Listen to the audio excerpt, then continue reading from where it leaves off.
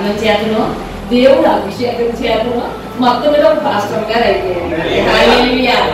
చాలా సంతోషిస్తారు. మరి ఇక్కడ కడలి గ్రామంలో భక్తుల వారి ఊళ్ళో శ్రావణ కుమార్ అయ్య గారు నేను ఒక 5 years సైకిల్ మీద వచ్చి సండే స్కూల్ చెప్పి అక్కడ చిన్న పాటలో పరిచర్య ప్రారంభం చేశారు.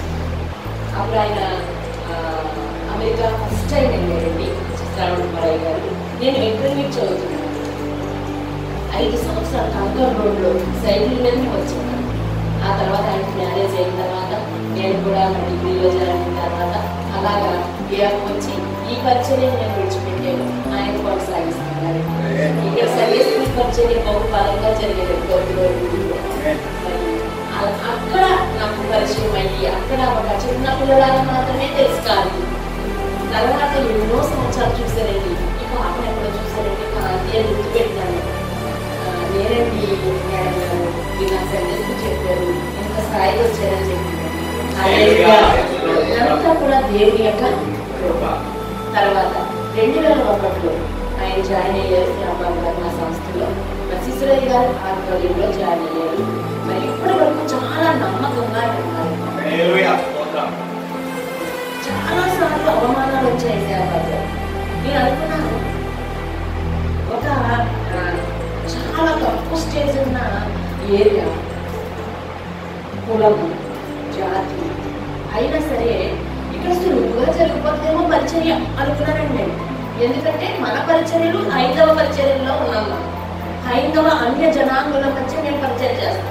అతి క్లిష్టమైన పరిచర్య కదా. అక్కడ ఒక్క ఆత్మ మనం నిలబెట్టాలంటే చాలా కష్టం. అందరూ అనుకుంటా ఉంటారండి ఏమంటే సంఘం నిండిందా, సంఘం నిండిందా. సంఘం నిండడం కాదండి, ఎంతమంది నిలబడ్డారో ఎంతమంది ప్రాణం ఇచ్చేటందుగా కాపరికి ప్రాణం ఇచ్చే విశ్వాసం ఉన్నారు. ఎన్ని కానుకలు వస్తున్నాయి కాదండి, ఎంతమంది జనం వస్తున్నారో లెక్క పెట్టుకోకూడదు.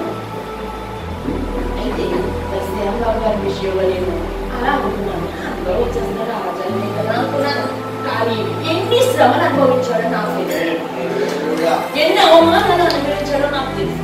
ఒక్కసారి ఈ యొక్క చర్చి అవాయిడ్ చేసేసి దొడ్డిపడి వెళ్ళిపోవాలి. అంత అవమానాలు కాలేదు. పరిచయం విడిచిపెట్టగా అధికారుల దగ్గర నుండి చిన్న పిల్లవారి వరకు కూడా కానీ శ్రమను అనుభవించారు. ఈ గ్రామంలో ఎంత స్టేజ్ కి దేవుడు తీసుకొచ్చాడండి ఆయన. అసలు కాంతితో వివాహం పేరు పెద్ద మేలండి తనకి. ఎందుకంటే సేవకుడికి అన్నవాళ్ళు లేరా? సేవకుడికి ఏమొస్తుంది? వారు అయితే సరికి కనీసం 200 కూడా రాదు.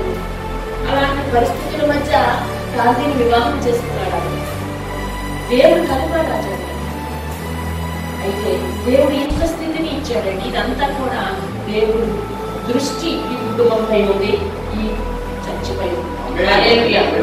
మనమందరం కూడా ఆయనతో కలిసి మనం పరిచర్యలో ఉన్నామంటే ప్రెసిడెంట్ హోదా వస్తుందని ఎవరైనా ఊహించారండి? ఎవరి ప్రెసిడెంట్ హోదా అంటే ఏంటి మాట? ప్రెసిడెంట్ హోదా అంటే మాట్లాడాలండి. ఇది దేవుని గంట కదా, ఇది గొప్ప సాక్ష్యం కాదా? శ్యామరావు యొక్క అతి ముఖ్యమైన లక్షణం ఏంటో తెలుసు, ఎంత తిట్టినా చిరునవ్వుతో వదిలేస్తుంది. కోపము బయటపరచు. తన కోపంగా ఉండే ఫేస్ ఎప్పుడైనా చూస్తామేమో అనుకుంటాం కానీ ఎప్పుడు చూడలేదండి. ఎన్ని సంవత్సరాలు పరిచయం చేస్తున్నాం కదా. ఒక చిరునవ్వుతో, ఒక చిరు దరహాసంతో పక్కకు తోసుకుంటారు కోపాన్ని. హల్లెలూయా. అయితే తన గురించిన వివరాలు, వారి కాంతి గారి గురించిన వివరాలు చెప్పాలని మరి ఇది టైం కాబట్టి మీకు చెప్పడం ఉద్దేశించి ఈ గొప్ప మాటలన్నీ కూడా దేవుని బట్టి మనలో ఏమి మరి నిన్న దినాన్ని ఇంటికి వచ్చారు. 25 సంవత్సరాలు అయిందండి. 25 సంవత్సరాలు ఇంగ్లీష్ లో జూబ్లీ అంటారు. సునాద సంవత్సరం, హిత సంవత్సరం. ఈ జూబ్లీ అని ఎందుకు వచ్చింది అసలు? ఈ నినాదం అనేది, ఈ యొక్క పాయింట్ అనేది ఎందుకు బైబిల్లో పెట్టారు? ఎక్కడ పెట్టారు? లేవియా కాండము 25వ అధ్యాయం అంతా కూడా చూడండి. మీరు ఏం చదవద్దు, గుర్తుపెట్టుకోండి, తీసి ఓపెన్ చేసి. లేవియా కాండము 25వ అధ్యాయం 25వ అధ్యాయం అంతా చూస్తే నాకు చాలా సంతోషం వేసింది. దాంట్లో అనాథలు, పేదలు, బాలితలు, వర్క్ లేని వాళ్ళు, దేవుడు వాళ్ళందరికీ కూడా విడుదలించే అధ్యాయం. సంవత్సరానికి ఒకసారి, 7 సంవత్సరాలకు ఒకసారి, 50 సంవత్సరాలకు ఒకసారి, 7 49 సంవత్సరాలు ఇంచుమించి 50 సంఖ్య అతి ప్రాముఖ్యత ఉందండి బైబిల్. ఈ సునాము అనే ఈ యొక్క అధ్యాయం అక్కడ పెట్టడం కూడా 25వ అధ్యాయం పెట్టాడు. చూడండి, ఇంకో పాయింట్ చూసారా? ఈ సంవత్సరం ఎన్నో సంవత్సరం? 2025. ఆయన సిల్వర్ జూబ్లీ 25 సంవత్సరాలు కంప్లీట్ చేసుకుంటున్నాడు. ఈ అధ్యాయం ఎంత? 25. దేవుడు చూడండి ఎలా కనెక్ట్ చేశాడు. 25 సంవత్సరం, 25వ పెళ్లి రోజు, 25వ అధ్యాయం. హల్లెలూయా. చూడండి ఎంత గొప్పగా. కొన్ని సంఖ్యలను మనం ఆలోచన చేస్తే వ్యక్తంగా ఉంటాయి. దేవుడు ఏ ప్లేస్ లో ఏది పెట్టాలో బైబిల్లో పెట్టాడు. ఏ అధ్యాయంలో ఏది పెట్టాలి, ఏ పుస్తకంలో ఏది పెట్టాలి. ఒక్కొక్క ఇంపార్టెంట్ వచనాలు కూడా అవి ఉండవలసిన చోట పెట్టాడంటే ఒక ప్రామాణికంగా తీసుకున్నారు. దీన్ని చాలా ఒకసారి అవన్నీ గమనిస్తా ఉంటే ఆ పురుషులు కారణాలు, ఆ లెటర్స్ అన్ని ఆశ్చర్యం వేస్తుంది. అందుకే మనం బైబిల్ చదివేటప్పుడు కళ్ళు పెద్ద చేసుకుని చాలా చక్కగా ఆగి చదవాలి.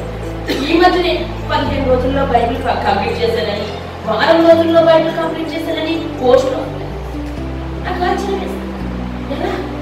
ఎలా కంప్లీట్ చేస్తున్నారు అంటే మనం మళ్ళా చదివేస్తున్నారా? అసలు మనం నెమ్మదిగా ఆలోచించుకుంటా చదివితే మన జీవితకాలం పడదు బైబిల్ కంప్లీట్ చేయడానికి. ఒక్క వచనాన్ని జీవితకాలం పడుతుంది.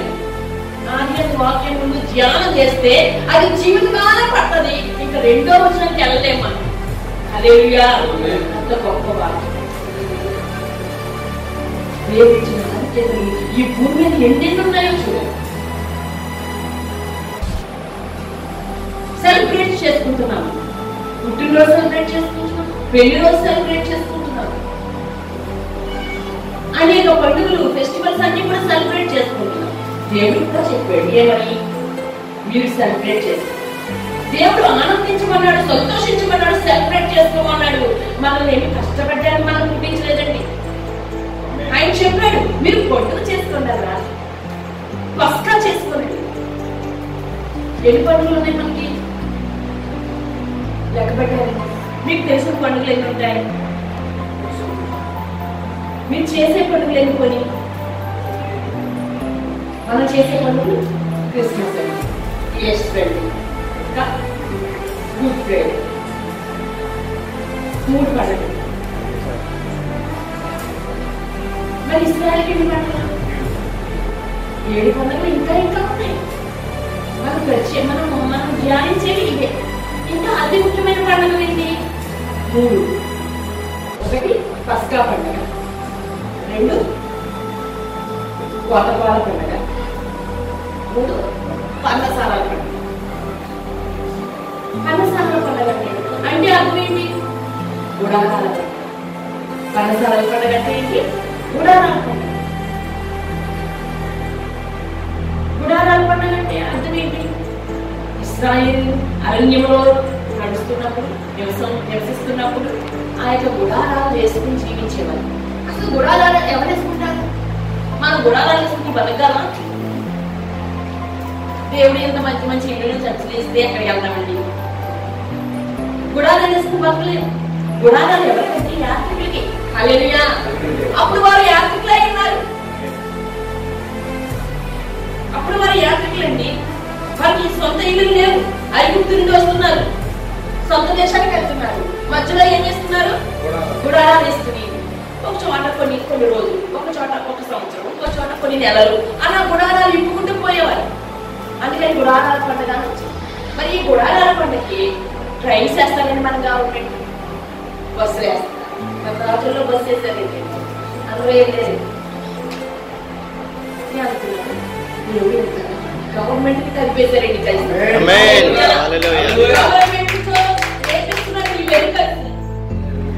గవర్నమెంట్ వాపోయింది. ఏంటి ఏంటి ఈ దేవుడు? ఏ డినామినేషన్స్ కి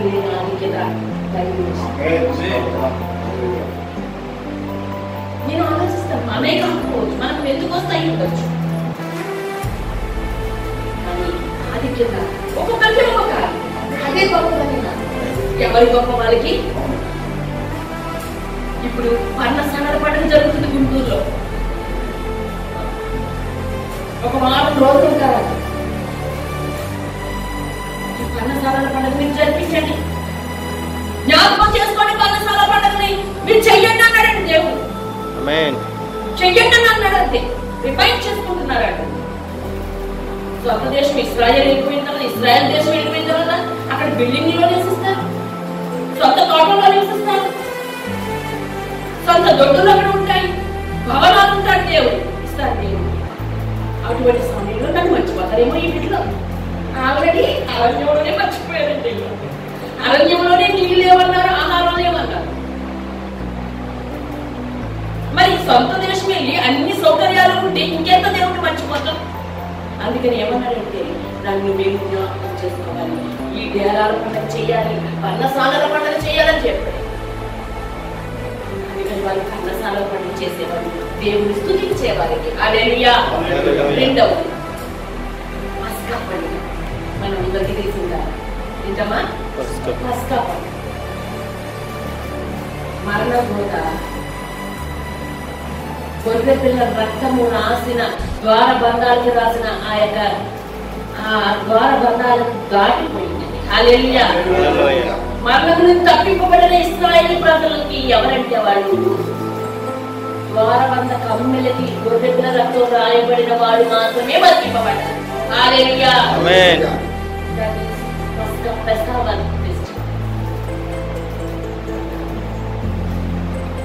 ఈ పండుగ చేయమన్నాడు.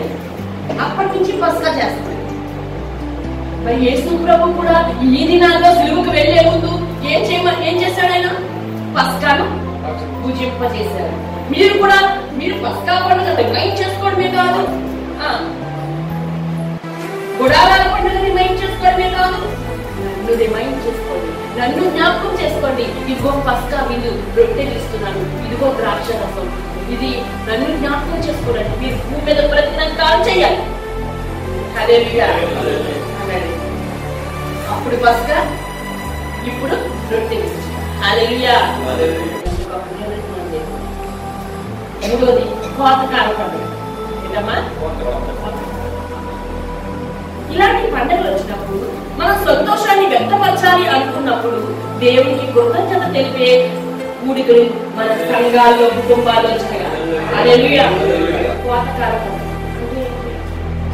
ఈ పంటలో ప్రప్రదమైన పంట దేవుడు తెచ్చాడు. నీ ఉద్యోగం ఎవరిచ్చాడు?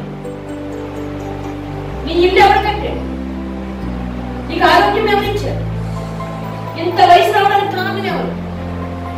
ఇవన్నీ కూడా వీటన్నిటికీ బదులు ప్రప్రదమైన పంట దేవుడు తెచ్చి, నా తెలివితేటలతో ఉద్యోగం వచ్చిందా? మీ తాత సంపాదించిన దాంతో డబ్బుతో ఇల్లు కట్టేవా? అవి కూడా ఏమొచ్చారు? దేవుడి అని కోతకాల పండుగ చేయండి. మీ ఇంట్లో ప్రథమైన తెచ్చేవాడు. దశమ భాగం కాదు చెప్తున్నది. దశమ భాగం అంటే అత్యున్నతమైన ఇంకా ఎక్కువగా తెచ్చివ్వాలండి దేవుడికి. హల్లెలూయా.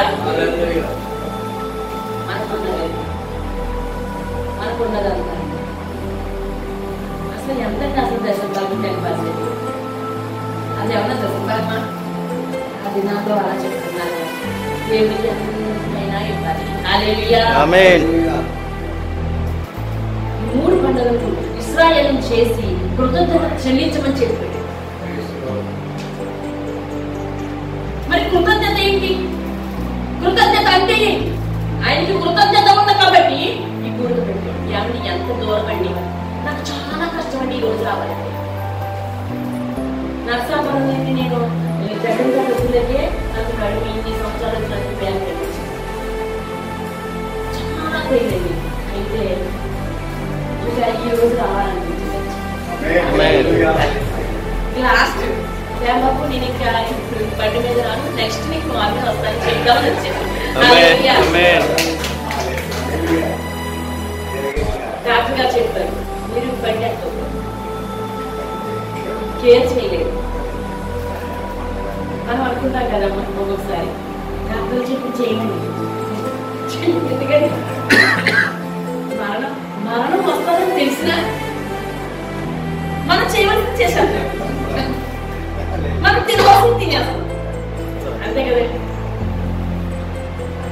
కృతజ్ఞత, గ్రాటిట్యూడ్. నీకు ఎప్పుడైతే గ్రాటిట్యూడ్ ఉందో, కృతజ్ఞత ఉందో, అక్కడ హ్యూమిలిటీ ఉంటుంది, వినయము విధేయత ఉంటుంది. మరి కృతజ్ఞత ఎలా చెల్లించాలి? కొత్త పండుగ చేసి కృతజ్ఞత చెల్లించాలి, పస్కా పండుగ చేసి కృతజ్ఞత చెల్లించాలి, గుడారాల పండుగ చేసి కృతజ్ఞత చెల్లించాలి ఇశ్రాయేలు ప్రజలు. అయితే కృతజ్ఞత చెల్లించడం వల్ల మనకు వచ్చే లాభం ఏంటి? లాభాపేక్షకుడుకునేవాడు కదా ఈ మానవుడు. వడ్డీ వస్తాడంటే దేవుడి దగ్గరికి ఎంతమంది గుండెల మీద చేసుకుని నేను నాకు ఏ లాభం లేకుండా వస్తానని అన్నవారు ఎవరైనా ఉన్నారా?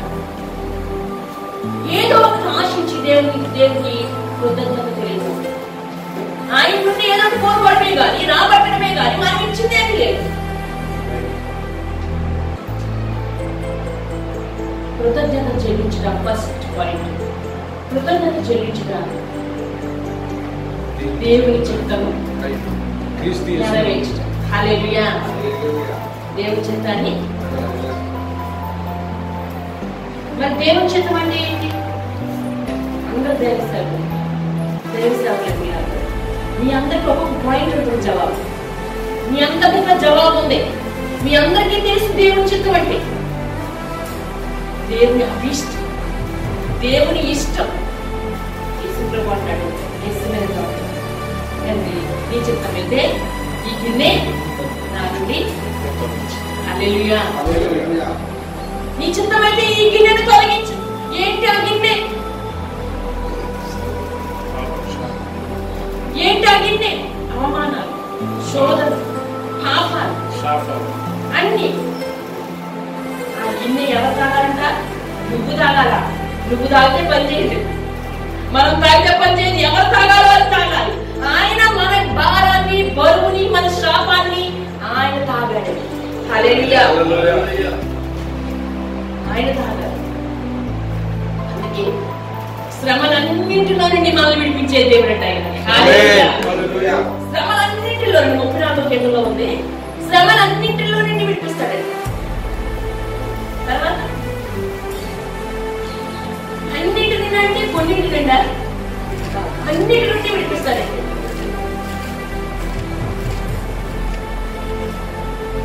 అబ్రహాం లింకన్ గారు అమెరికా ప్రెసిడెంట్ అయిన తర్వాత బైబిల్ మీద చేసి ప్రమాణం చేసి అప్పుడు అర్థం పెట్టారు. అలాగే కంటిన్యూ అవుతుంది ఇప్పుడు వరకు. మొన్న కూడా ట్రంప్ గారు బైబిల్ మీద చేసి 34వ కీర్తన మీద అబ్రహాం లింకన్ గారికి ఒక కీర్తన చాలా ఇష్టం. అదేంటంటే 34వ కీర్తన. ఆయన రోజు చదువుకుంటాడండి. రోజు చదువుకుని రోజు అదే చదువుకుంటడం వల్ల ఆ పేజీ అంతా మాసిపోయిందంట. మిగతా పేజీలన్నీ కొత్తగా ఉన్నాయండి. అంటే నీవు నీ బర్త్డే సమయానికి నీకు 34వ బర్త్డే అయితే 34వ కీర్తన చదువు, 50వ బర్త్డే అయితే 50వ కీర్తన చదువు, 20వ బర్త్డే అయితే 20వ కీర్తన చదువుకోండి. అమరస్తులారా, మనము యవ్వనస్తులే, క్రీస్తులో యవ్వనస్తులు. క్రీస్తులో సైనికులు అండి మనం. హల్లెలూయా. జ్ఞాపకం చేస్తాం మన శ్రమలన్నింటిలో ఆయన విడిపించారు. గెత్సెమనే తోటలో యేసు ప్రభు వారు ప్రార్థన చేయడానికి వెళ్ళారండి. ఒలీవ చెట్టు తోటలు అందుకు సిద్ధమవడానికి ఆయన ప్రార్థన చేయడానికి వెళ్ళాడంట. శ్రమ పొందడానికి ఎవరు ప్రార్థన చేస్తారండి అసలు? అమ్మా, శ్రమ పొందడానికి ఎవరు చేస్తారండి అసలు ప్రార్థన? నేను శ్రమ పొందబోతున్నాను, నేను గాయాలు పొందబోతున్నాను, నేను సమస్త పాపాలు మీద వేసుకుంటున్నాను, నాకు ఇది శక్తి సరిపోదు తండ్రి, అందుకని నేను ఒంటరిగా ప్రాధేయపడ్డాను. నీ చిత్తమైతే ఈ గిన్నె తీసే. ఆ మాట అడిగేటప్పుడు తండ్రి ఎంత బాధపడి ఉంటాడు. నా సొంత కుమారుడు ఈ మాట అడుగుతున్నాడు. ఎలా ఆలోచించేసాడు అబ్రహాము. పర్వతం మోరియా పర్వతం. అబ్రహాము బలి ఏ పర్వతం మీద ఎక్కించారు? మోరియా. ఆ పర్వతం ఎక్కుతున్నప్పుడు కత్తి తెరది డాడీ అని అడుగుతున్నాడు. ఏమన్నా ఆ మాట హృదయంలో కలుపుకోమనిపోదు. అలాగే తండ్రికి కూడా ఈ గిన్నె నా ఎదురు తీసే అంటే అతను తీయగలడు కానీ తీయడు, తొలగించగలడు కానీ తొలగించడు. ఎందుకని? శిలువయాగం, బలియజ్ఞం, సమస్త మానవ పాపావళి నిమిత్తం ప్రవచనాలు నెరవేరాలి కాబట్టి గిన్నె తొలగదు. హల్లెలూయా. గిన్నె తీయడానికి వీల్లేదు. నేను ఎప్పుడో రాసి పెట్టేశాను ఈ బైబిల్ గ్రంథంలో ప్రవచనాలు ఉన్నాయి, ఇది నెరవేరాలి. తీయదు. తండ్రి చిత్తం కాలేదు. నీ చిత్తం అని అడిగాడు. నీ చిత్తమే సిద్ధించడు కాక అన్నాడు. తర్వాత హల్లెలూయా.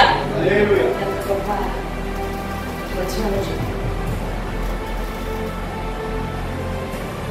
కృతజ్ఞత చెల్లించుగా దేవుని యొక్క చిత్తం. హల్లెలూయా. ఈ దినము ఈ కుటుంబానికి కృతజ్ఞత సేవకుల ద్వారా చెల్లించాలని ఆశపడ్డాడు. హల్లెలూయా. రెండవది, కృతజ్ఞత చెల్లించుగా దేవుని మహిమపరచాలి. ఎలా మహిమపరచాలి? కృతజ్ఞత చెల్లించుగా దేవునికి మహిమపరచాలి. ఈ దినము దేవుని మనం మహిమపరుస్తాం. 10 మంది కుష్ఠరోగులు వెళ్తే ఎంతమంది తిరిగి వచ్చారు? ఒక్కరు వచ్చి దేవుని, మిగతా 9 మంది ఏరని. హల్లెలూయా. అతని కృతజ్ఞత ఎలా ఉంది? అతని హృదయం నిండిపోయింది కృతజ్ఞత. అందుకే తిరిగి వచ్చారు. చేసిన మేలు ప్రతిగా మహిమపరచాలి, దేవుని స్తుతించాలని తిరిగి వచ్చారు. కృతజ్ఞత చెల్లించడం ద్వారా అద్భుతం జరుగుతుంది. హల్లెలూయా. నీకు ఏమీ జరగకుండానే కృతజ్ఞత చెల్లించు. అందరూ ఫస్ట్ క్లాస్ వచ్చినందుకే కృతజ్ఞత చెల్లిస్తున్నారు. అయితే పేరేందుకు ఒక అబ్బాయి కృతజ్ఞత చెల్లించండి. ఇప్పుడు ఐఏఎస్ ఆఫీసర్. పేరేందుకు ఎవరైనా కృతజ్ఞత చెల్లిస్తారా? శ్రమ వస్తుందంటే ఎవరైనా ప్రార్థన చేస్తారా? నేను మరణించబోతున్నాను అని తెలిస్తే ఎవరు ప్రార్థన చేస్తారండి? ఎవరు విశ్వాసం ఉంచుతారండి? నేను మరణమవుతున్నానని తెలిసి కూడా ఆయన దానికి ఎదురు మన గురించి యేసు ప్రభువారు హల్లెలూయా. అందుకే మొట్టమొదటిగా యేసు తన సిలువను అనే మాటను పరిచయం చేశాడు శిష్యులకి. హల్లెలూయా. లోకానికి పరిచయం చేసింది సిలువ అనే మాట యేసు ప్రభువారే. ఎవడైనా తన సిలువను ఎత్తుకుని నన్ను మత్తయి 16:24 ఎవడైనా తన్నుగాను ఉపేక్షించుకుని తన సిలువను ఎత్తుకుని నడవాలి అని ఉన్నది కదా. ఇక్కడ మనం చూస్తుంటే అద్భుతమైన మాటలు ఇక్కడ కనిపిస్తాయి. మనం అందరం దేవునికి కృతజ్ఞత చెల్లించడంలో ఈ కుటుంబంతో కలిసి మహిమపరచడానికి వచ్చామండి. హల్లెలూయా. నిజంగా వివాహ దాంపత్యం అనేది అద్భుతమైనది. మనం అడ్జస్ట్మెంట్ అయిపోతే చాలా అద్భుతంగా ఉంటుందండి. ఎవరో తెలుసా? లేడీసే అడ్జస్ట్ అవ్వాలి. నేను చెప్తున్నాను, ఏమండి మహిళా దినం వచ్చాడు బాబు మీరు అలా చెప్తారేంటండి అని అడగండి. నేను చెప్తాను, ఆడవాళ్ళు అడ్జస్ట్ అవ్వాలి. కుటుంబం అద్భుతంగా ఉంటుందండి. ఒక్క షుగర్ ప్యాకెట్ తెచ్చి తేలేదనుకోండి మీ ఆయన గారు ఈరోజు అది ఎలా పెట్టాలో నేర్చుకోవాలి నువ్వు షుగర్ లేకుండా. అప్పుడు అద్భుతంగా ఉంటుందండి కుటుంబం. బైబిల్లో అబీగయీలోని క్యారెక్టర్ నాకు చాలా ఇష్టమైన క్యారెక్టర్. ఆమె ధైర్యం, ఆమె సాహసం, ఆమె అందం, ఆమె తెలిసాడు. తన భర్త ప్రాణాన్ని ఆమె ఊరుకుడైనా, కఠినుడైనా, కఠోరుడైనా తన భర్త ప్రాణాన్ని కాపాడటానికి సిద్ధమైంది. నాకు చెప్పారు మహిళా దినోత్సవం, మ్యారేజ్ డే, సేవకుల సమస్య. నిజంగా దేవుడి యొక్క అనేకమైన కార్యాలు మనం చూస్తుంటే ఎంతో అద్భుతంగా. నిన్న చెప్పాను కదా మీకు ఏమనంటే బైబిల్లో ఏ మాట ఎక్కడ ఉండాలో, ఈ వచనంలో ఈ మాట ఉండాలని ఆయన ఎంతగా రాయించారండి. నేను జాగ్రత్తగా చూసేమనుకోండి. 25 నేను ఆలోచన చేశాను. 25వ అధ్యాయం, 25వ సంవత్సరము, 25వ పెళ్లి రోజు, 25వ సంవత్సరం పెళ్లి రోజు అన్నీ కూడా కలిసి వచ్చాయి కదా. మరి ఈ సునాదానికి, ఈ జూబ్లీ ఇయర్కి ఇశ్రాయేలీయులు విడుదల పొందాలి. ఇందాక 7 సంవత్సరాలు అన్నారు కదా, 7 ఏళ్ళు కలుగుతుంది. నుంచి ఒకరికొకరు 50 సంవత్సరాలు. ఈ సునాదము జూబ్లీ అంటే ఏంటంటే విడుదల పొందడం, పండగ చేసుకోవడం, వెండి భాగాలతో చేసుకోవాలంట. ఏంటమ్మా? వెండి భాగాలు తయారు చేసేవారంట. వెండి భాగాలు బోరంతో అంటే సంతోషధ్వని చేయాలంట.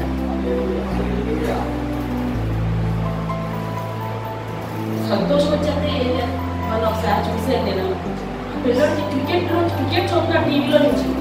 వీడికి వికెట్ పడింది, ఇంకా వీడి హీరోకి ఇంకేం చేస్తాడు తెలుసండి, బట్టలు పెట్టేసుకుంది, బట్టలు ఇప్పేసి డ్యాన్స్ కట్టేస్తాడు పిల్లలు. అది తల్లిదండ్రులు ఉన్నారు అక్కడ, వాడు సొంతంలో చూస్తున్నారు డ్యాన్స్ కట్టేస్తారు. అంటే సంతోషం పట్టలేక మనం ఏం చేస్తామో మనకే తెలియదు. అలా చేయాలనిపిస్తున్నారు. అలా చేస్తేనే దేవుని కనపరచు. మరి దానికి తన బట్టి ఉడుకోవడం తెలుసా? దావీదు వల్లే నాట్యమని పాడతాం, కానీ అతను ఏం చేస్తాడో అది నువ్వు చేయగలవా?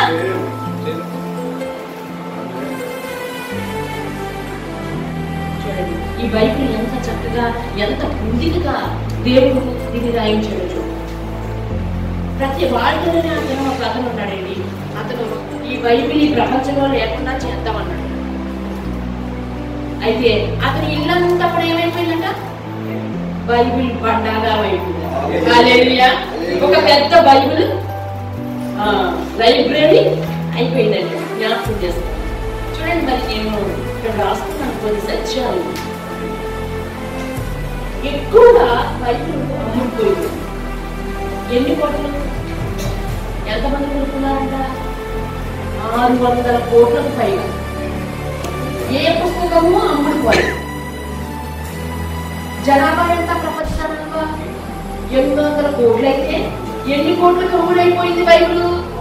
600 కోట్లు. ఎంత విచిత్రమో చూడండి. హల్లెలూయా. ఏ పుస్తకము ఇలాగూ అమ్ముడుపోలేదు. క్రైస్తవులు లేకుండా చేస్తానన్న రోమా సామ్రాజ్యం ఏమైపోయింది అయితే ఇప్పుడు క్రైస్తవ దేశంగా మారిపోయింది. హల్లెలూయా. ఆనాడు ఐరోపా దేశాలన్నీ కూడా, యేసు అంటే ఇష్టం లేని దేశాలన్నీ కూడా క్రైస్తవ దేశాలుగా మారిపోయాయి. చట్టాలు, రాజ్యాంగాలు ఇవన్నీ కూడా బైబిల్ చూసి తయారు చేశారు. హల్లెలూయా. చూడండి చాలా మంది రాజులు, గవర్నమెంట్లు కూడా ఏం చేశారంటే ఈ బైబిల్ సంగతి చూద్దాం అనుకున్నారు, కానీ వాళ్ళు లేకుండా అయిపోయారు. హల్లెలూయా. చల్లాచెర్ర అయిపోయారు. ఇలా మనం చూసినట్లయితే ఈ పండుగ రోజు ఇది శుభదినం. ఈ శుభదినం దేవుడు అత్యంతంగా ఈ కుటుంబాన్ని, సంఘాన్ని ఆశీర్వదించాడు. పైన వేయాలని ఆశ ఉందండి ప్రేమబాబు. అది రాబోయే దినాల్లో తెచ్చుకోవాలి.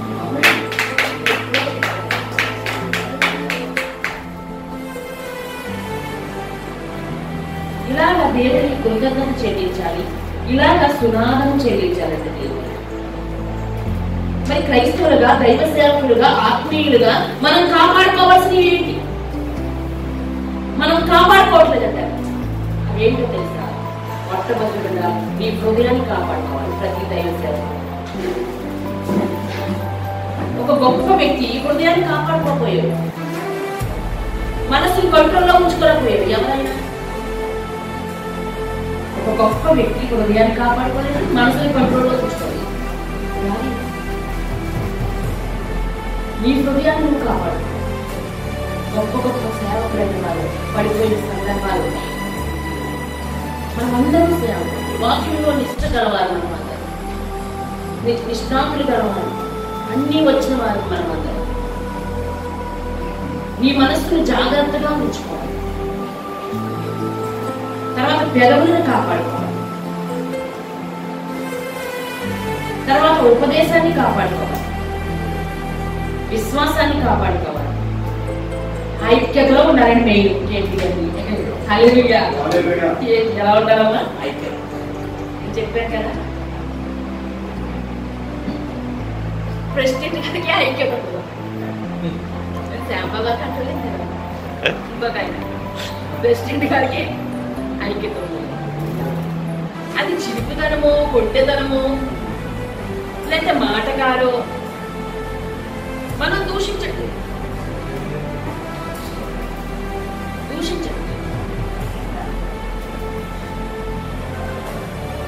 కానీ ఐక్యత 10 మంది నీ చేతి కింద ప్రెసిడెంట్ చేసావు, నువ్వు ఎలా ఉండాలి?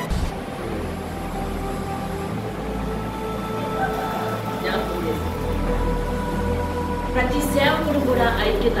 అందుకే 133వ కీర్తన చదివించారు. అందుకే హల్లెలూయా 133వ కీర్తన చిన్నదాన్ని చదివించారు అనుకుంటున్నారా? సహోదరుల ఐక్యత,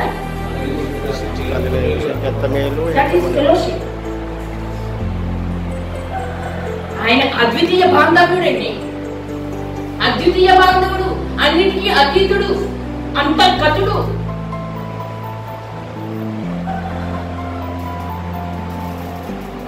అంటే వీటన్నిటికీ అర్థం ఏంటంటే పర్సనల్ గా నీకు నువ్వు దేవుడితో కనెక్ట్ అవ్వాలి. ప్రతి ఉదయం దేవుడితో కనెక్ట్ అవ్వాలి. మనం సేవకులైన మనం అందరం. నాకు 2 పేర్లు ఉన్నాయి. ఒకటి మాలతి, 2 మహాలక్ష్మి.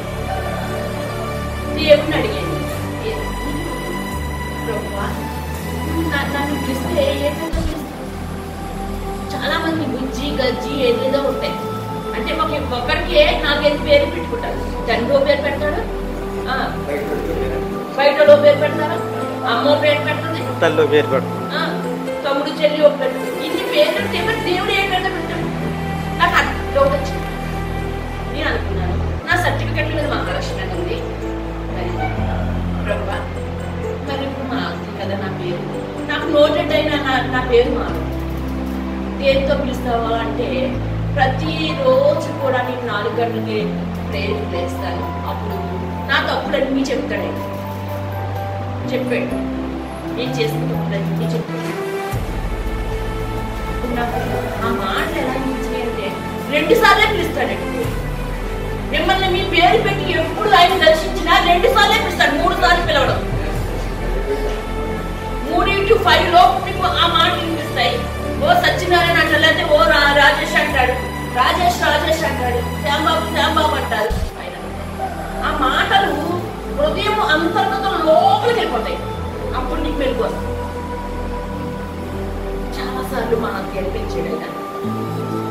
నేను చేసుకున్నాను, అన్నీ చెప్పాడు.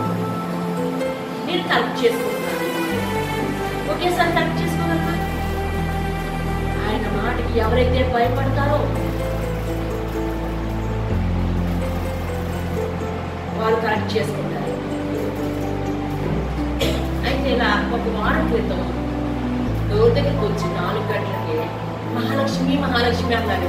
హల్లెలూయా అంటే నాకు డౌట్ వచ్చింది కదా. అంటే నా పేర్లన్నీ ఎంతమంది పేర్లంటే అవన్నీ ఆయనకు తెలుసు. హల్లెలూయా. నా డౌట్ కి క్లియరెన్స్ అనమాట. ఆయనకి తెలుసంట మాది అని తెలుసంట, మహాలక్ష్మి అని తెలుసు ఆయనకి. మీలో పుట్ట ఆలోచనలన్నీ తెలుసు ఆయన. 25 సంవత్సరాల వస్త్రాలు, దుస్తులు. శ్యాంబాబు గారు కాంతి 25 సంవత్సరాలు ప్రతి మ్యారేజ్ అయ్యి ఏ వస్త్రాలు కొట్టుకున్నారో ఆయన చూపించేస్తారు. అలా గుర్తుందా? 25 సంవత్సరాల వరకు ఆ బట్టలు ఉన్నాయో లేదో వాళ్ళ దగ్గర లిక్విడ్ పోషణ ఎందుకంటే ఇప్పుడు వేసింది మనం తొడగలేదు కదా. అంతగా దేవుడు శ్యాంబాబు గారిని ఆశీర్వదించారు. హల్లెలూయా. ఎంత మార్పు వచ్చిందండి. మన లెక్కలన్నీ కూడా ఆయన చేతిలో ఉన్నాయి. హల్లెలూయా. మన లెక్కలన్నీ ఆయన చేతిలో ఉన్నాయి. చివరిలో ఒక మాట చెప్పి మనం అందరం కూడా మరి సాతాను చెరలో ఎప్పుడున్నామా? సాతాను చెరలో. మరి సాతాను చెరలో ఉన్నప్పుడు దేంతో పట్టబడతాం మనం? పాపంతో. సాతాను చెరలో ఉన్నాం, సాతానుతో సహవాసం చేస్తున్నాం, భక్తిగా ఉన్నామనుకుంటున్నాం, భక్తిగా భయభక్తులతో ఉన్నాం, ఉపవాసం చేస్తున్నాం, అన్నీ ఉన్నామని అనుకుంటున్నాం. కానీ సాతాను చెరలో ఉన్నామని తెలియదు. నానావిధమైన దురాశ చేత పట్టబడి ఉన్నాం దైవసేవకులైన మనం. ఒక్కొక్కసారి చాలా మందిని నడిపిస్తున్నాం మనం, కానీ మనమే కరెక్ట్. దుర్నీతి బంధకాల్లో చెరపట్టబడి ఉన్నాము. ఎఫెసీయులకు రాసిన పత్రిక 4:8 చివరిగా చదివి 4:8-9 ఎఫెసీయులకు రాసిన.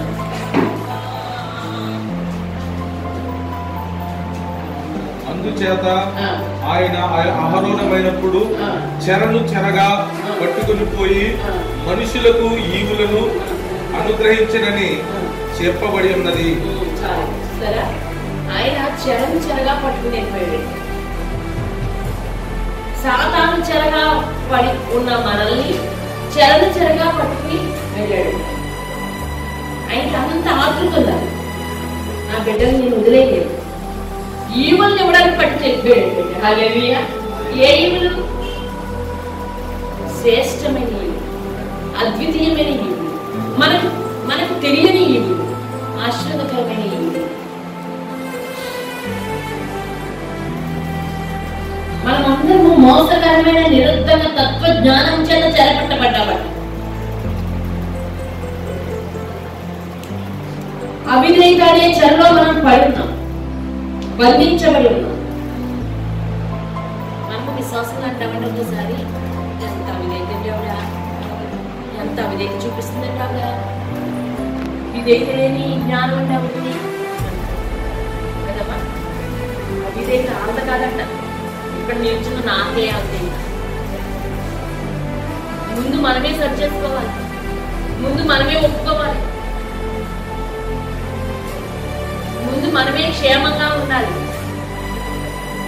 ముందు మనమే హై స్టేటస్కి వెళ్ళాలి, ముందు మనమే అభివృద్ధి చెందాలి. అందుకే ఇందాక చెప్పాను, కృతజ్ఞత ఒక మాట మర్చారు. కృతజ్ఞత అంటే అభివృద్ధి చెందు. 4 విషయాలు చెప్పారు. కృతజ్ఞత అంటే దేవుని చిత్తం నెరవేర్చడం. కృతజ్ఞత అంటే దేవుని మహిమపరచడం. కృతజ్ఞత అంటే దేవుని మహిమపరిచిన తర్వాత దేవుని కృతజ్ఞత ఎక్కడ ఉంటుందో అక్కడ ఏముంటుంది? ఆశీర్వాదం ఉంటుంది. తర్వాత అభివృద్ధి ఉంటుంది. 5 రొట్టెలు 2 చిన్న చేపలు విరిచి అందరికీ అక్కడ 5 రొట్టెలే కదా, ఎంతమందికి వెళ్ళిపోయింది? ఆయన తల ఎత్తి ఆ ప్రార్థన చేసి కృతజ్ఞత చెల్లించగానే ఎంతమంది సరిపోయింది? అంటే కృతజ్ఞత ఎక్కడ ఉంటుందో అక్కడ అద్భుతం, కృతజ్ఞత ఎక్కడ ఉంటుందో అక్కడ భయం ఉంటుంది, కృతజ్ఞత ఎక్కడ ఉంటుందో అక్కడ చిత్తం నెరగాలి, కృతజ్ఞత ఎక్కడుంటే అక్కడ ఆశీర్వాదం. నిరర్థకమైన తత్వ జ్ఞానం చేత పట్టబడుతున్న మనము, విశ్వాసుల్ని పేరు పెడుతున్న మనము, ముందు మనం ఎలా ఉన్నామో చూసుకుని సంఘాన్ని బలపరచండి. హల్లెలూయా. కాబట్టి ఈ రోజు ఈ 25 సిల్వర్ జూబ్లీ, ఇది సిల్వర్ జూబ్లీ, అద్భుతంగా దేవుడు మనతో మరి మనందరం ఇలా రావడం జరిగింది. అద్భుతంగా ఎన్ని పనులు ఈ ఏర్పాటు దేవుడు చేశాడు. సిల్వర్ జూబ్లీ తర్వాత గోల్డెన్ జూబ్లీకి ఎంతమంది ఉంటామో, ఎక్కడ ఉంటామో, ఈ కేపీడబ్ల్యూ చూడండి అమ్మా, కేపీడబ్ల్యూ అంచెలంచెలుగా విస్తరించారండి. హల్లెలూయా. ఎంతమంది మారిపోతారో అప్పటికి. శ్యాంబాబు గారు గోల్డెన్ జూబ్లీ జరుపుకునేటప్పటికి పరిస్థితులు తారుమారవుతాయేమో, ఎలా ఉంటుందో తెలియదు. తర్వాత 70 సంవత్సరాలు ప్లాటినం జూబ్లీ, ఇంకా ఇలా చెప్పుకుని కూడా అనేకమైన జూబ్లీలు. అద్భుతమైన వాతావరణం మనకి ఇచ్చాడు, కుటుంబాలు ఇచ్చాడు, సేవ ఇచ్చాడు, మన ఆధిక్యత. కాబట్టి మనం అందరం ఈ ఐక్యత 133లో చెప్పిన విధంగా ఈ ఐక్యతను కాపాడుతుంది. అనేక ఆశీర్వాదాలతో సంఘాలను బలపరుస్తుంది. శ్యాంబాబు గారి కుటుంబంలో ప్రార్థన చేద్దాం. ఈ మాటలు